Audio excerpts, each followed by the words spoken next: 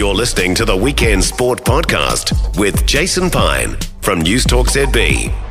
Let's get you across the Tasman, our regular Australian correspondent standing by, Adam Peacock out of codesports.com.au. Good to chat as always, mate.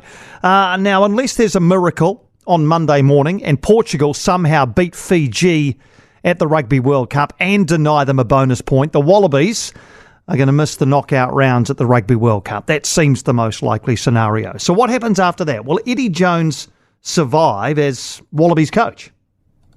I think so. I think he's got support within Rugby Australia, but he doesn't have much support outside that sphere. It's obviously we haven't spoken for a couple of weeks, and the reaction to the Wales match was as you would have expected it. It was pretty volcanic. So, there's a lot of. I think Rugby Australia think that their remit now is to look wider about why, and I've said this for a while, about the production line of Australian players. Well, why is this production line looking so stunted all the time? So that's key, but like whether Eddie's the right man to fix all this, well, who knows? He's kind of set this all up so that this is almost like a write-off, and it's been a spectacular write-off in the end, but with all the young players he's chosen, he's kind of bought himself time in the eyes of his employers to say, no, stick with me. This is a process. We need to make these players better. Now, whether that washes with the greater Australian rugby community, I doubt it, but I think he's going to survive. In the oval ball codes, I think we forget on this side of the Tasman where rugby rules the roost, even with the Warriors doing well in the NRL and things like that. But over there, there's the NRL with all of its clubs, the AFL with all of its clubs. Rugby really battles for relevancy among young men growing up, doesn't it? Yeah, it's just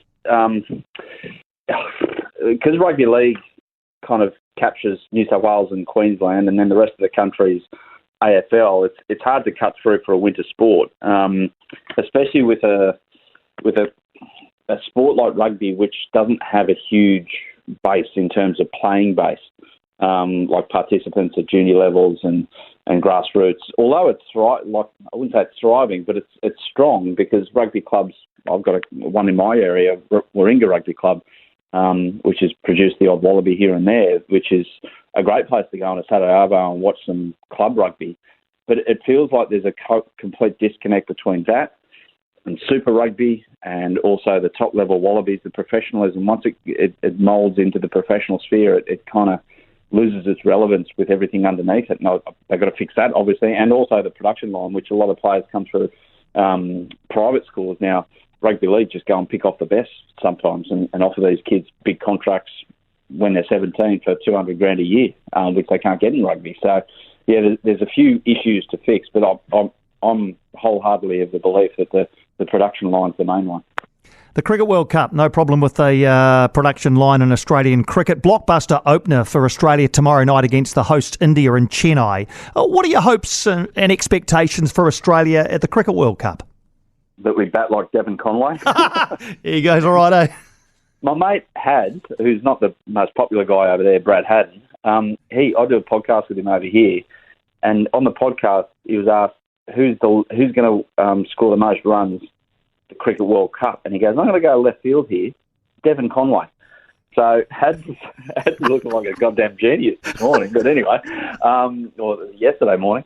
But yeah, I think Australia's key is restricting opposition to under 300 or under 350 because we've got the firepower at the bat. We've got a lot of all-rounders in our team. So they're a big hope. It's a really even World Cup. I think India deserve to be favourites because they're playing on home turf. They'll have ridiculous support. They've got a really power-packed batting lineup, and they've got some good pace bowlers and the odd good tweaker. So, but I think underneath that, it's really even. And Australia's definitely one of those teams, like New Zealand, like England, I think, and maybe a South Africa throw in there as well, that they're a big chance of upsetting the locals. Yeah, I'm stocking up on the coffee for tomorrow night to go through all night to watch Aussie-India. That's set to be a cracker. And just before you go, another World Cup, Football World Cup. During the week, FIFA have assigned the 2030 World Cup to about 1,000 different countries across 3 continents. But then they've said we're only accepting bids for the 2034 Men's World Cup from Asia and Oceania. Do you think Australia will bid? I don't know if they'll bid, but I think the bidding process, they want to be very careful with it, i.e. don't spend too much money, because God, honestly, I'll be 56 by the time that World Cup comes around, and Piney, I reckon I'm more of a chance of playing in it than Australia is of hosting it, because the Saudis are going to put their hand up. So, whether or not we bid just totally depends on the mood that they're going to canvass, I'd say, in the next 12 months about how everyone feels about trying to take on Saudi Arabia. I think that's fraught with danger and just a complete waste of money at this stage. Yes, I could not agree more. Great to chat as always, mate. We'll do it again next Saturday. Cheers, Piney. Have a good one. You'd have a good one too, Adam. Adam Peacock, read him at codesports.com.au or hear him here every Saturday afternoon on Weekend Sport on News Talk ZB. For more from Weekend Sport with Jason Pine, listen live to News Talk ZB weekends from midday or follow the podcast on iHeartRadio.